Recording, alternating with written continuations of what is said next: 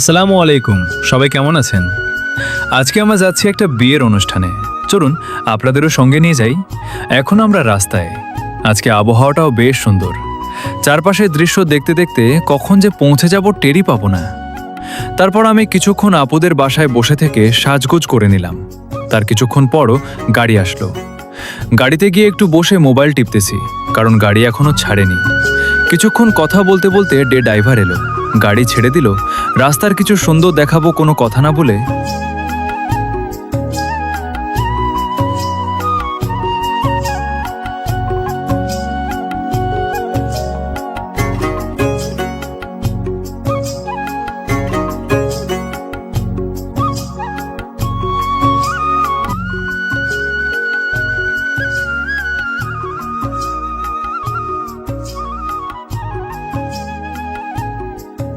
আর একটু পরেই পৌঁছে যাব।